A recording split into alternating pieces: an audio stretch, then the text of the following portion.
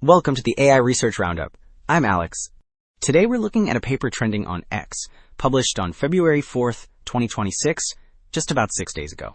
It introduces a diagnostic environment called SE-Bench, which obfuscates the NumPy library to rigorously test whether AI agents can truly internalize new knowledge, finding that while supervised fine-tuning works, standard reinforcement learning methods completely fail to retain the new information. The paper is titled SE-Bench, Benchmarking Self-Evolution with Knowledge Internalization.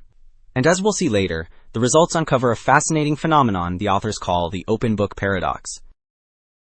Figure 1 outlines the construction pipeline the authors designed to create a leak-proof evaluation environment. The process begins with Step 1, obfuscation, where the standard NumPy library is systematically mapped to a new package called ZWC, transforming familiar functions like mean into nonsense identifiers like Cochito to eliminate prior knowledge. Then, Step 2 uses Claude 4.5 to generate coding questions in test cases that rely on this new structure, ensuring the logic remains valid, but the syntax is novel.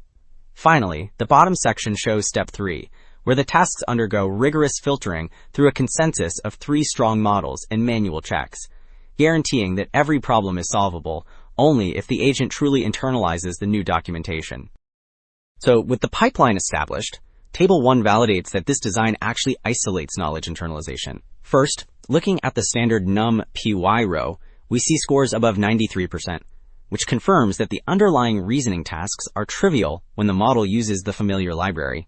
However, the ZWC zero-shot row drops flat to 0%, proving that the obfuscation successfully prevents any data leakage. Finally, the in-context row shows that when documentation is provided, performance recovers significantly, demonstrating that these tasks are indeed solvable.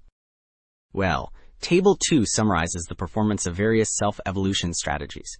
In the supervised fine-tuning section, we see a striking contrast.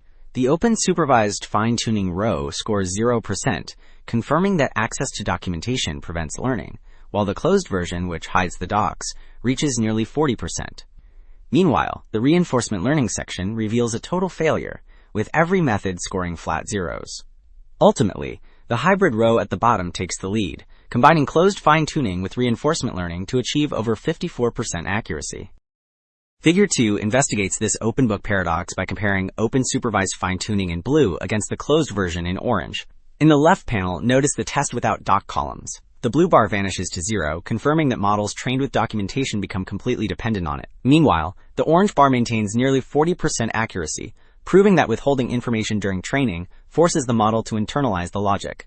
Even when documentation is available at test time, the closed model still wins, showing that internalization is more robust than context copying.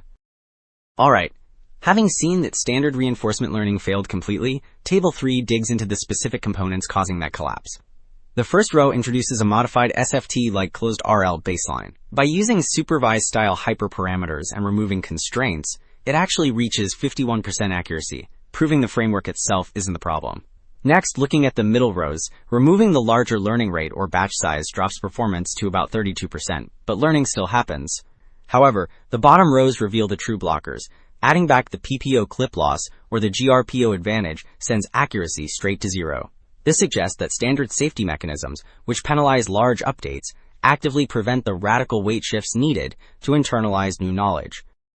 So, since pure reinforcement learning failed, Figure 3 investigates what happens when it is used correctly as a second stage after supervised fine-tuning. The left chart displays the error distribution for the supervised model.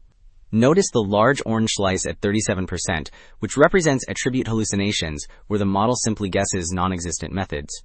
In contrast, the right chart shows the hybrid model results. Here, that orange slice shrinks dramatically to 10%. This proves that reinforcement learning acts as a behavioral optimizer, effectively pruning uncertain hallucinations and consolidating the knowledge that was initially planted by fine-tuning. While Figure 3 showed how the model consolidates knowledge, Figure 4 asks what kind of data drives that process.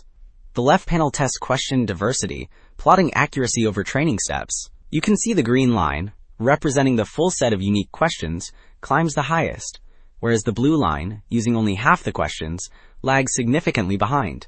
This proves that a wide variety of distinct problems is crucial. In contrast, the right panel tracks response diversity. Here, the lines for different numbers of responses per question are tightly clustered, meaning that simply seeing more solutions to the same problem provides almost no benefit. Wrapping up, the big takeaway is the open book paradox. True knowledge internalization requires hiding the textbook during training, forcing the model to compress logic into its weights. Furthermore, the failure of standard reinforcement learning here suggests that current safety mechanisms might actually hinder the radical parameter shifts needed for lifelong learning. That's it for this episode of the AI Research Roundup. I'm Alex. Thanks for listening.